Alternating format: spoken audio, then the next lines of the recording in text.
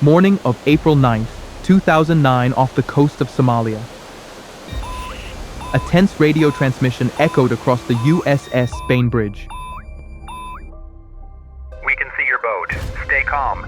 Is the man you're holding still safe? He's alive, but if you come any closer, we'll shoot. We want money, $2 million, and safe passage back to Somalia. Unbelievable, a group of skinny young men, about 17 to 20 years old, were screaming and pressing the barrel of an AK-47 against a man's head. A defiant challenge to the American superpower, and they'll get more than they wanted. SEAL Team 6 was ready, and one of the boldest hostage rescue missions in U.S. naval history was about to begin.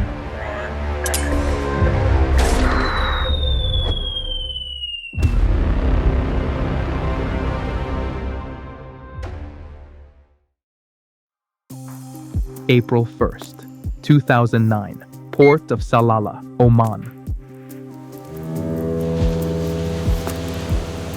The cargo ship Maersk Alabama departed the port, carrying 17,000 tons of goods, including 4,980 tons of humanitarian food aid, bound for the land of lakes and grasslands, Kenya. On deck were 23 crew members, and all operations were under the command of Captain Richard Phillips, 53 years old. He was a veteran sailor with more than 3 decades of experience commanding international voyages.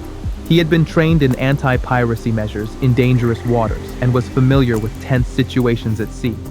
This voyage would cross the Gulf of Aden, where pirate activity was rampant. Although he had been warned, the captain continued along the route, and that decision would become the biggest mistake of his career. At 7:30 a.m. on April 8, 2009.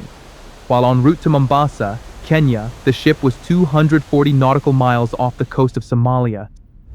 Suddenly, 4 Somali pirates appeared in a speedboat, each already armed with a gun. The leader of the pirates was Abduwali Moose, just 18 years old, born in the impoverished region of Isle, where piracy ruled over every trade and had become the only path to wealth. He and his 3 accomplices accelerated their boat, closing in on the ship's hull. On deck, the crew quickly maneuvered the ship in sharp turns, creating large waves and blasting powerful water cannons to fend them off. But despite everything, the pirates threw up their rope ladders and climbed onto the deck. With no defensive weapons, the ship quickly fell into a vulnerable position. Most of the crew managed to hide in the engine room and reinforced areas, leaving only Captain Phillips and a few others face-to-face with the gunmen. During the search, a momentary lapse allowed the crew to overpower the leader, Muse. The situation reversed in an instant. They tried to trade him for the captain's release, but the other 3 refused. They frantically held on to Phillips, brandishing knives in a frenzy. Realizing that the standoff could endanger his crew, Phillips agreed to step forward and become a hostage in exchange for their safety. Phillips was forced into the lifeboat. The remaining crew immediately sent out a distress signal. The information was relayed to the upper command of the U.S. Navy and the White House. The fact that an American ship was being threatened by pirates on an international route shocked the authorities. They had never imagined that such a small group of pirates would dare to be so bold. An emergency meeting was convened, where officers analyzed the situation and outlined possible courses of action. The pirates could call for reinforcements, take the hostage into Somali territorial waters, or act rashly and kill the captain. No one is allowed to make a mistake. Just one wrong command, and Phillips could lose his life. Immediately after that, the order was issued to deploy the USS Bainbridge, an Arleigh Burke-class destroyer, a modern warship of the U.S. Navy, which at a distance of 325 nautical miles, turned to a 157-degree course toward the south-southeast and headed straight for the coordinates of the distressed cargo ship. On the morning of April 9th, the lifeboat carrying Phillips had separated from the Maersk Alabama and was drifting in the open sea. The USS Bainbridge also arrived, keeping a safe distance to avoid provoking the pirates. On deck, each unit took its position. The U.S. Navy immediately established multi-layered surveillance. Inside the Combat Information Center, The duty officer maintained direct communication with the command headquarters, updating every development. At the UAV station, technicians powered up the system and readied the Scan Eagle, which would take off as soon as the ship came within range. It would serve as the eye in the sky, keeping watch over the lifeboat carrying Captain Phillips. On the deck, the RHIB and VBSS teams were ready. The Marines checked their ropes, grappling hooks, and rifles. They took their positions, waiting for the order to deploy the outer perimeter to block any attempt at reinforcement or escape by the pirates. At the same time, a P-3 Orion patrol aircraft from a nearby base was ordered to take off. On board, radar operators and infrared sensor crews scanned hundreds of kilometers of ocean, searching for any unusual signals and mapping the entire area from above. Every small movement of the lifeboat where Phillips was held was recorded by the patrol aircraft and transmitted to the command center aboard the Bainbridge. The ship had now become the brain of the entire operation, coordinating both the air and sea around the area. After establishing the surveillance perimeter, the Bainbridge opened a radio channel and began communicating with the pirates. The signal was connected, and the negotiator's voice came through, trying to ease the tension. He introduced himself, emphasizing that the U.S. Navy wanted a peaceful resolution. No one wanted bloodshed. Then he requested to hear Captain Phillips's voice to confirm that he was still alive.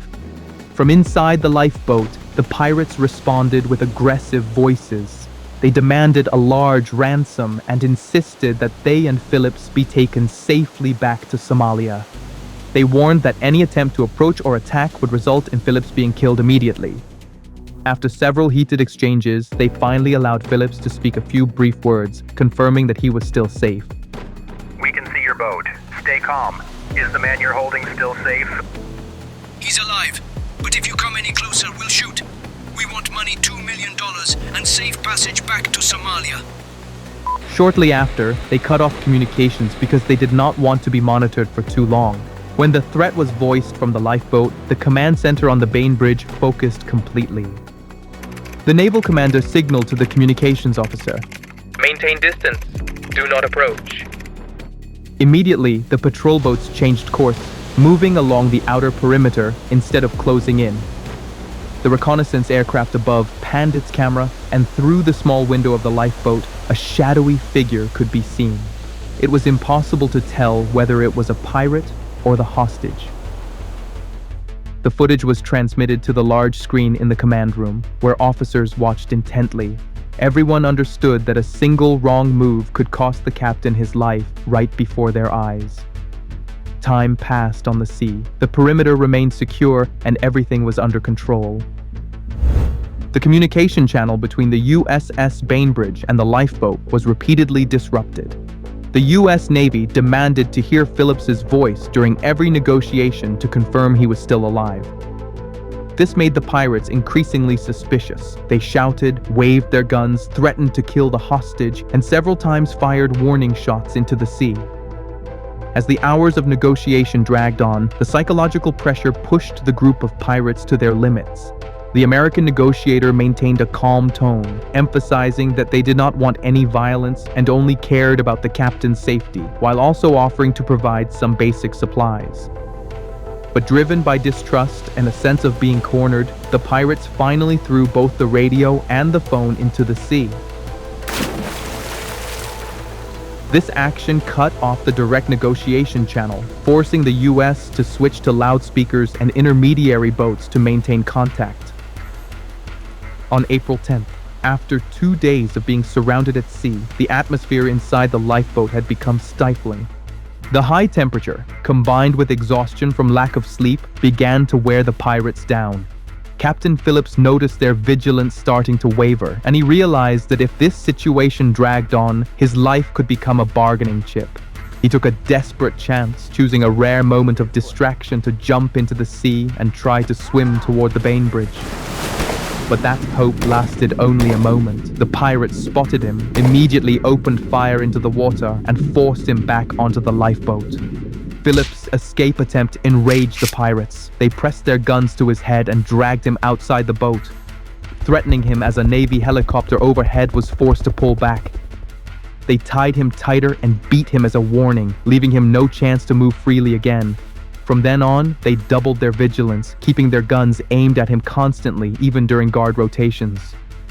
In Washington, reports that Phillips had been tied up and that his life was in increasing danger were sent as an emergency alert. The Special Operations Command and the Pentagon agreed that the situation had gone beyond the normal capability of the on-site forces to handle. That same night, a C-17 Globemaster carrying an elite SEAL team, sniper weapons, and special reconnaissance equipment took off, flying directly to the location. En route, an aerial refueling was conducted to shorten the travel time. Offshore, the USS Bainbridge continued to shadow the lifeboat. When the SEAL team was transferred from the escort ship to the Bainbridge, they immediately went into action, unloading equipment, checking their scopes, and adjusting their encrypted communication systems. The sniper team took concealed positions along the deck. Optical scopes and the Scan Eagle UAV closely scanned every movement of the pirates. They understood that a single wrong move would end the hostage's life in an instant. On the USS Bainbridge, the SEAL snipers observed the entire situation through their scopes. They had no time to react directly, fearing that any action could cost the hostage his life. After the failed escape attempt, the rescue team assessed that the situation had become even more dangerous and that the pirates might kill Phillips if cornered. Therefore, they tightened their firing discipline, allowing shots to be fired only if there was an immediate threat to the hostage's life. At the same time, the Bainbridge adjusted its negotiation tactics, emphasizing the supply of water, food, and medicine to calm the pirates and buy time for SEAL Team 6 to establish a perfect firing position. On April 11th, after days of exhaustion, lack of sleep, and dwindling food supplies, the lifeboat grew unbearably hot. The American encirclement tightened further. The group of pirates began to lose faith in returning to Somalia, yet stubbornly believed that as long as they still held the hostage, they had one last bargaining chip. In that situation, Abduwali Muse, the only one who could speak a little English, agreed to board the USS Bainbridge for negotiations. The US Navy assured him that he would be returned to the lifeboat after the discussion. For the pirates, sending Muse was a way to buy time, and they emphasized that Phillips was still in the hands of the remaining three. Muse was brought aboard the ship by a small boat. On the surface, the Americans appeared to comply with the negotiation terms, but in reality, it was a rare opportunity to separate the one who spoke English from his accomplices, leaving the remaining group without a voice or a leader. The moment he set foot on the deck of the Bainbridge, he was completely overwhelmed by the U.S. armed forces and quickly subdued. Every action was carried out discreetly. No gunfire, no noise, and without alerting the lifeboat. To the pirates below, Muse was simply going aboard for negotiations. But in reality, they had lost their leader and were gradually sinking deeper into a trapped position.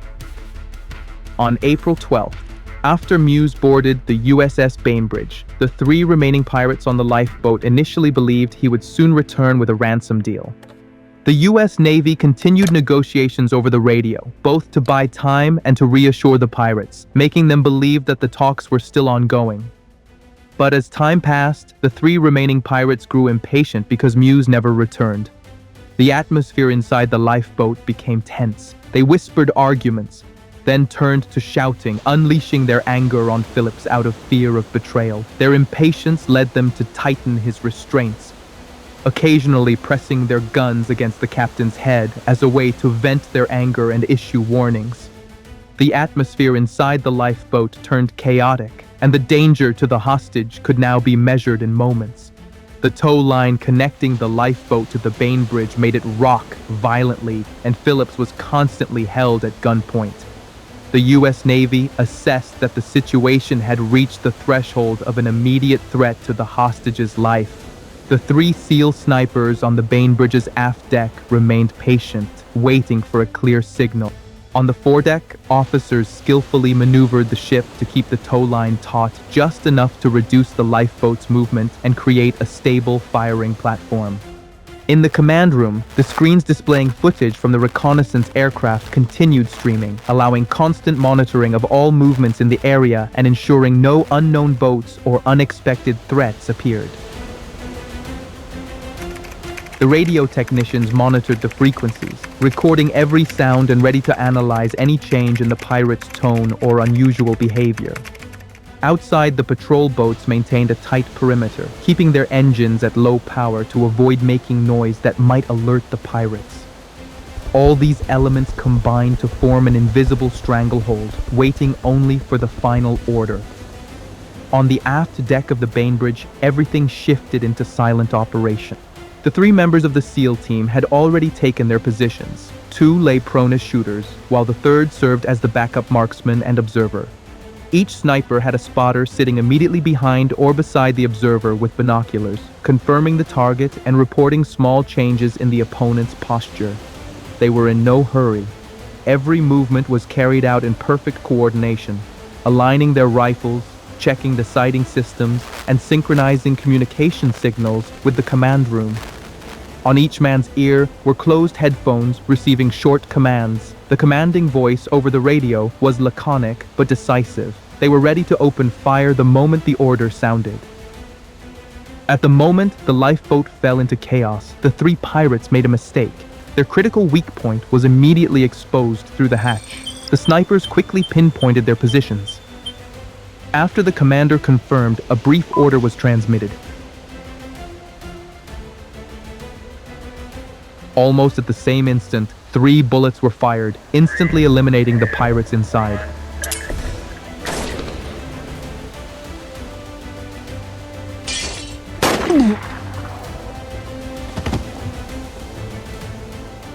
Immediately after the 3 pirates were shot, a Navy rescue boat moved in. Captain Richard Phillips was found alive, tightly bound but unharmed. He was freed and brought safely aboard the USS Bainbridge. The operation ended with a display of absolute precision. 3 bullets, 3 targets, not a single miss, not even with the sea's slightest sway.